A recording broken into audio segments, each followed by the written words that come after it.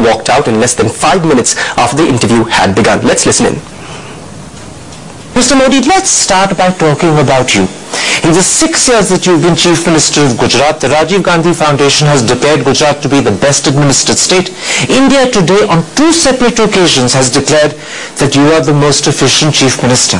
And yet despite that, people still call you to your face a mass murderer, and they accuse you of being prejudiced against Muslims. Do you have an image problem? I think it's not proper to say that people. There are 2 or 3 persons, those who used to talk in this terminology. And I always say, God bless them. You're saying this is a conspiracy of 2-3 people only? I have not said so. But you're saying it's only 2-3 people? This is what I have information. It's not the people's voice. Can I point out to you that in September 2003, the Supreme Court said they had lost faith in the Gujarat government? In April 2004, the Chief Justice of the Supreme Court in open court said that you were like a modern-day Nero who looks the other side when helpless children and innocent women are burnt. The Supreme Court seems to have a problem with you. Karan, I have a small request. Please go to the Supreme Court judgment, and is there anything in writing? I'll be happy to know everything. It wasn't in writing, you're absolutely right. If it is in judgment, it is an observation. If it is in judgment, then I'll be happy to give you the answer. I'll tell you what the problem is. Even 5 years after the Gujarat killings of 2002, the ghost of Godhra still haunts you. Why have you not done more to allay that ghost?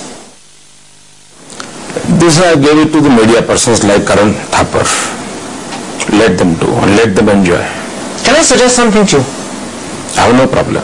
Why can't you say that you regret the killings that happened? Why can't you say that maybe the government should have done more to protect them? What I have to say, I have said at that time, and you can find out my statements. Just say it again. Not necessarily I have to talk about the intelligence and everything, what you want to talk. But by not saying it again, by not letting people hear the message repeatedly, you are allowing an image that is contrary to the interest of Gujarat to continue. It's in your hands to change it. I'll have to rest. Yeah.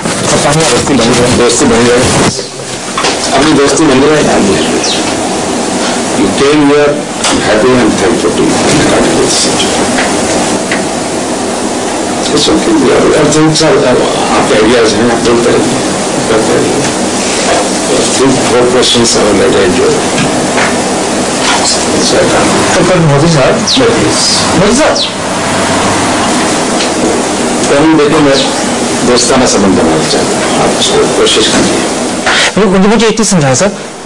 I'm not talking about doing anything wrong. I'm saying why can't you correct the image?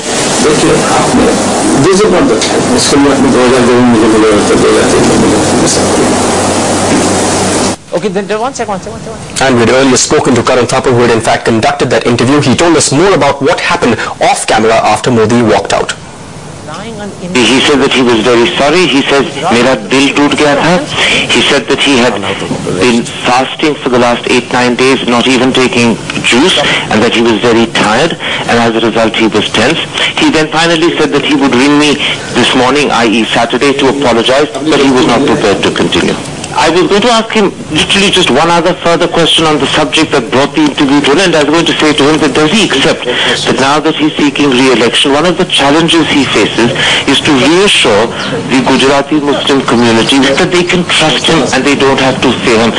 And then I would have gone on to talk about his achievements as Chief Minister and the criticisms that are made by his own MLAs of that achievement, as well as about the problem in his party, the dissent, and in particular the possibility that Keshubhai Patel could be campaigning against him. And those are issues that I know he's willing to talk about, but unfortunately we never got to that point because he was extremely sensitive to the questioning about his image and the comments about what the Supreme Court had said, and he got up and ended the interview. Alright, let's now turn to some bad news that is coming out of the capital this Saturday morning.